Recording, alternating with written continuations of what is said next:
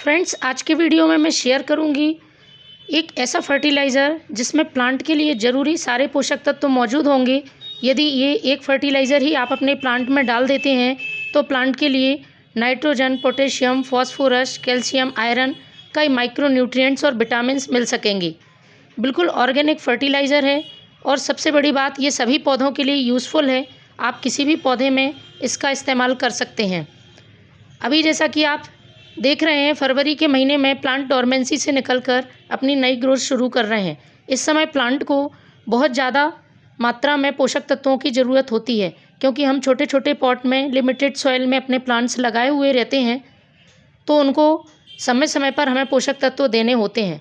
तो ये fertiliser plant के लिए ग्रोथ को बढ़ाएगा, पत्तियाँ पीली होने से बचाएगा और प्लांट में बहुत जल्दी कलियाँ बनना शुरू हो जाएंगी। जो कि समर सीज़न के फ्लावरिंग प्लांट हैं, वो बहुत जल्दी फूल देना शुरू कर देंगे।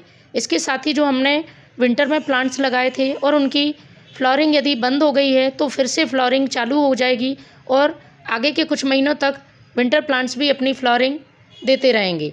यदि आप ये फर्टिलाइज़र डालते हैं तो मिट्टी उपजाऊ बनेगी, मिट्टी में किसी तरह के इंसेक्ट या फंगस होंगे तो वह भी दूर होंगे। इस एक फर्टिलाइज़र से बहुत सारे काम होंगे, क्योंकि ये फर्टिलाइज़र सिर्फ फर्टिलाइज़र का नहीं, एक इंसेक्टिसाइड, फंगिसाइड की तरह भी काम करेगा, क्योंकि मैंने इसमें कुछ ऐसी चीज़ें ऐड की हुई हैं जो कि प्लांट को बिना नुकसान पहुंचाए बहुत अच्छी ग्रोथ देंगे और उनसे इंसेक्ट और फंगस को दूर रखेंगे।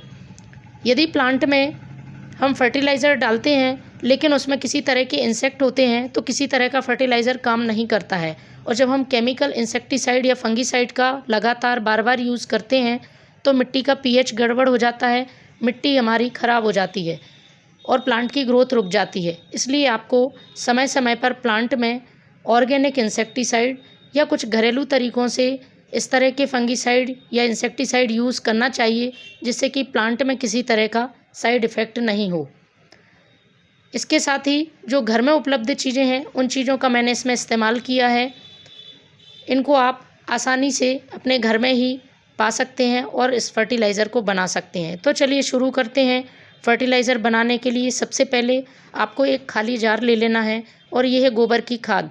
पुराने गोबर की खाद है, ये तो हम सभी के पास उपलब्ध हो जाती है और हम अपने प्लांट्स पर इसे समय समय पर यूज़ करते रहते हैं। लेकिन यदि आप मेरे बताए हुए तरीके से यूज़ करते हैं तो ये प्लांट में बहुत ही पावरफुल तरीके से काम करेगी। सभी पोषक तत्वों से भरपूर रहती है गोबर की खाद। दूसरा है ये प्याज के छिलके, जो कि पोटेशियम से भरपूर हैं, प्लांट में फूल लाने में, उसकी इम्यूनिटी को बूस्ट करने में मदद करते हैं। तो एक मुट्ठी आपको प्याज के छिलके और 2 मुट्ठी गोबर की खाद ले लेनी है। इसके बाद जो तीसरी चीज़ मैं इस्तेमाल करूँगी, ये भी हमारे पास उपलब्ध हो जाती है। ये हैं केले के छिलके। 2 केले के छिलके आप छोटे छोटे टुकड़ों में काट लें और इनको यूज़ करें। केले के छिलके में अच्छी मात्रा में पोटेशियम होता है। इसके साथ ही magnesium, iron, calcium, zinc, copper जैसे तत्व भी होते हैं जो कि प्लांट के लिए ज़रूरी होते हैं। तो इसको आपको छोटे छोटे टुकड़ों में कट करके इसी जार में मिला देना है। इन तीनों चीज़ों को मिलाने के बाद जो चौथी और बहुत ज़रूरी चीज़ है, जो कि प्लांट की इंसेक्ट से भी रक्षा करेगी, किसी तरह के फंगस होंगे तो वह भी दूर होंगे। तो ये आप जैसे देख रहे हैं, ये है वुड ऐश, जिसे हम लकड़ी की राख बोलते हैं। पोटेशियम और कैल्शियम से भरपूर है। इसके साथ ही एक फंगिसाइड की तरह भी काम करती है, लेकिन इसकी ज़्यादा मात्रा यूज़ नहीं करनी है, सिर्फ आधा चम्मच आपको लेना है। इसमें अच्छी तरह से आप पानी भर दें और 2 दिन के लिए रख दें। 2 दिन बाद कुछ इस तरह से आपको फर्टिलाइज़र मिलेगा। इसे अच्छी तरह से आप मिला लें, क्योंकि राख नीचे बैठ जाती है। इसके बाद हमें इसे छानना है। अच्छी तरह से छानने के बाद इसको हमें डाइल्यूट करना होगा, डायरेक्ट इसे प्लांट में यूज़ नहीं करना है। तो जितना हिस्सा आप फर्टिलाइज़र लेंगे उसके 10 भाग आपको पानी मिलाना होगा। तो मैं इसको डाइल्यूट करती हूँ, उसके बाद ही अपने प्लांट पर यूज़ करूँगी। तो देखिए, मैंने इसको इस तरह से डाइल्यूट कर लिया। ये फर्टिलाइज़र प्लांट में डालने के लिए बिल्कुल तैयार है।